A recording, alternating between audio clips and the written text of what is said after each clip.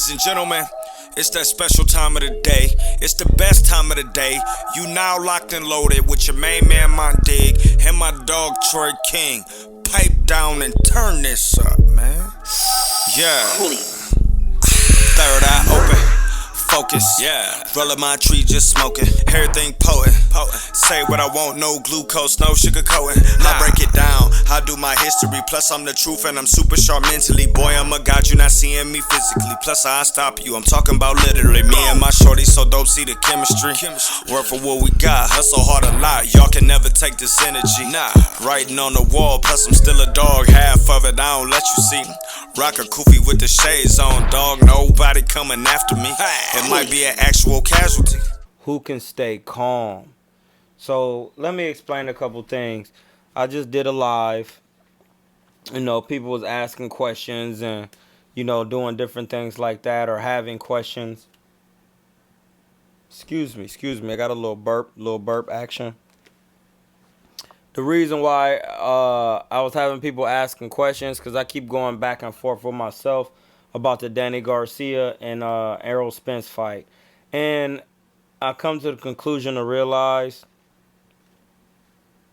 it just really depends on how Errol Spence fight. Like, it really does. Errol Spence has to, it depends on what can he do for 12 and the style of fighting he chooses to have, period.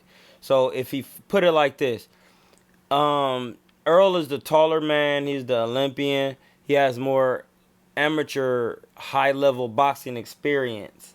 And then Danny Garcia has more pro-level experience. You know what I mean? Because he turned pro before Errol Spence. And we are in the pros now. But by Errol being a taller man and having a longer reach, he has the attributes to what will be known in boxing is to dictate the pace. But in actuality, it's whoever can implement a style is the person who can dictate the pace the best. So I'm saying that to say Errol either is going to go backwards or he's going to come forward.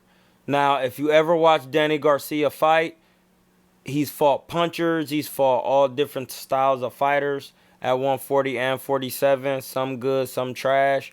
But one thing that you do know, if you come forward to Danny Garcia, he will bust your pack. So you have to be leery about how you coming forward on Danny because he going to move his head, be ducking and turning and getting out the way of punches. He got a decent little shell defense, like C+. You know what I mean? And that's nothing to try to do. We just talking about technical skill. He has accuracy.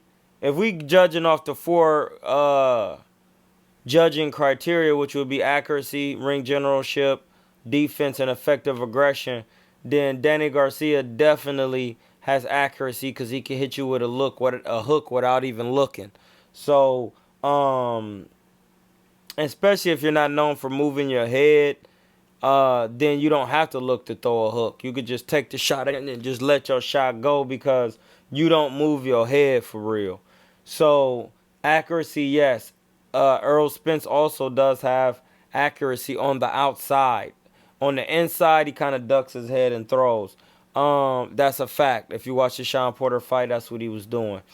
And that's his last notable fight. Effective aggression in the late rounds, yes, Errol Spence aggression is effective because it starts to wear on you and you get tired. As you can see in the Kell Brook and Sean Porter fight. But early on, he does not cut off the ring very well. And when he throws his hooks, he's kind of wide. Far as ring generalship is tricky because whoever has the best defense is going to be the best general in the ring, pretty much. So that is left to be told. What else? Defense. Danny Garcia has slightly better defense than Errol Spence due to head movement. Even though Errol likes to catch punches in the high guard at getting to this level, That's not good because against Manny Pacquiao, he'll be hitting him with the speed and turning him, man. You can't be just catching punches like that. And then even with Danny Garcia, you can't do that. Or with in shape, ready to go Keith Thurman with 3 tune-ups. Can't do it. So we all know defense is lacking in both, but more in Errol. But it's a pretty even fight. They really only Danny Garcia fought Robert Guerrero, who was, I think, a multi-division champion. That's the best person on his resume. And then, due to the people Robert Guerrero actually fought and how many accolades he got, and Errol fought Kell Brook and Sean Porter. Sean Porter got the best resume on out of everybody on Errol Spence's record. Kell Brook ain't do nothing but lose against welterweights and Triple G. Kell Brook hasn't done anything. That's why I didn't care for Terrence to even fight him. So I'm just saying that to say everything I'm thinking about the fight, it just really is tricky because Errol has to be able to box cleanly for 12 rounds. Because if he comes forward, it makes the fight easier for Danny Garcia. And Danny Garcia has to really be able to fight coming forward. And that's the part that nobody is probably going to even talk about and mention. Errol can box off the back foot, but now is he comfortable at doing that for 12 rounds and not taking punishment? That is, I don't think that's possible. That's why this is such a good fight, because even though Errol can appear that he can box off the back foot, he doesn't do it well, and he's not as comfortable doing that. Like, I noticed that in the Kell Brook fight, and I noticed that because the way he chose to fight Sean Porter. Like, if I was that much taller than Sean Porter, I would have definitely boxed him for 12 and made it easy. But since Errol cannot box comfortably against somebody as athletic as Sean Porter, then it wasn't going to be good for Errol. But yes, he could do that against Mikey Garcia because Mikey Garcia and Sean Porter does not have the same athleticism. Now, you could try to argue and say he boxed against Mikey Garcia and all of that. I don't care. The reason why he chose to box against Mikey Garcia, because Mikey Garcia is more accurate at close range, has power for at 135 and 40, and decent power at 47, and he has IQ. But far as athleticism is into closing distance, that is the difference between him and Sean Porter. So the things that Mikey Garcia lack, Sean Porter has, and the thing that Sean Porter lacks, Mikey Garcia has, due to accuracy of punching and, technique and things like that. So that is why I'm saying what I'm saying. All you gotta do is watch the tape. I don't want to hear nothing about Errol chose to fight Sean Porter head on, because that's stupid. When you're 5'9.5" with the longer reach, and you could have made, and you seen how Kell Brook did Sean Porter. Tied him up, hit him with hard jabs, catch him coming in. Errol Spence ain't good at doing those type of moves for real. Not for 12 rounds with somebody as athletic as Sean Porter. But see, with Danny Garcia, he's not as athletic as Sean Porter, but he's more athletic than Mikey Garcia. Oh, like, come on, man. I'm just keeping it 100. Like, can we just do this? This is called factual boxing. Like, these are true statements. If you just watch the tape, you will see what I'm talking about. Like, Danny Garcia lost against Sean Porter and Keith Thurman because they fought like this. That bothers Danny Garcia because he can't time that. Now Errol's don't fight like that. Errol fight like this. And then when you dart in, he go back like this. Like he goes back in a straight line. Okay, now I watched the Sean Porter fight. If you got any sense in your head to know how to watch boxing and know fundamentals, that's fundamentally on the defense. You don't go back in a straight line 4 times. Alright, but Danny Garcia is not as athletic as Sean Porter, as in getting in and out and having sleek, quick, athletic feet. But his feet ain't as slow as Mikey Garcia's. And he's 5'8". And he got longer reach. So it's really going to be very hard. And Danny Garcia throw that right hook a lot. He'll catch some punches and yow, yow, yow, and bring them hooks back. It's going to be really tricky. I'm trying to tell you, man. You got to be really paying attention. I'm going to be watching tomorrow. And then afterwards, I'm going to go live. You already know what it is. I want to see the fights. After this, Terrence Crawford said he want to fight Pacquiao. That way, Terrence Crawford had a WBA and a WBO. Errol Spence had a WBC and the IBF.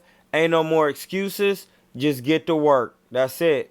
That's it. Pacquiao, you need to come up off them belts, bro. If you're not about to get no work with them belts, come up off them belts so these fighters can get to work. If you're going to get some work, then you either got to fight Terrence Crawford or Errol Spence. That's it.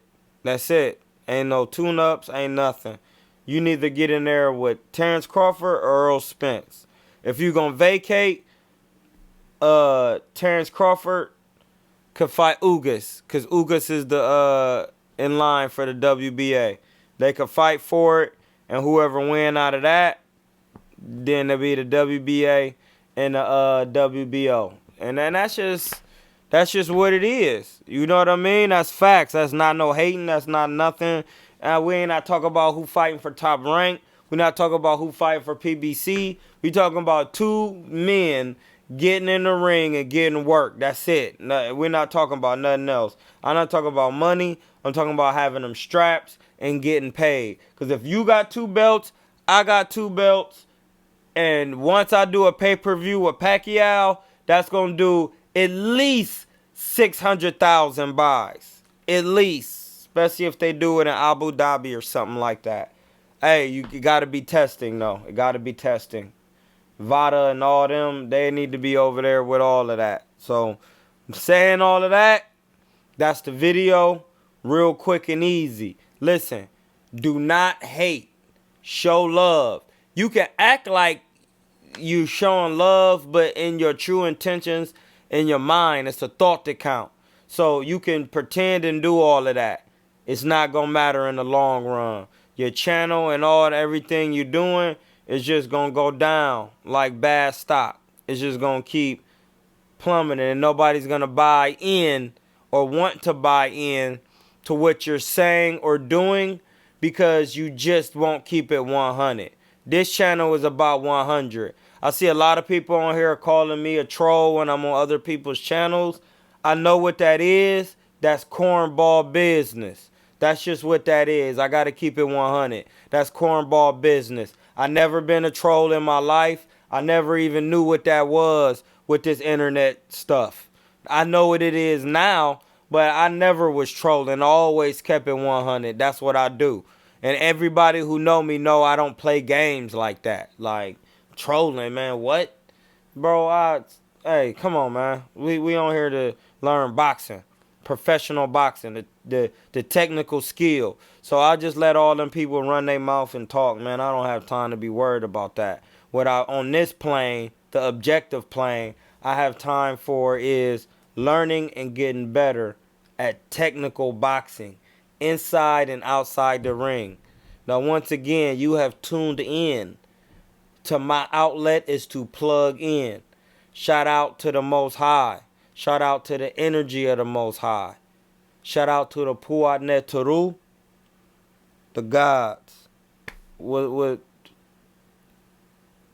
like I was saying, show love, don't hate, comment, subscribe, vegan diet, veganality. Vegan Vontae couldn't hang, he had to get up out of her. You know what I'm saying? But we out, man. That was an easy look. Easy look. Just pay attention though tomorrow about how they gonna fight and what they gonna do. And, you know, we'll talk about it after the fight, during the live. One yourself.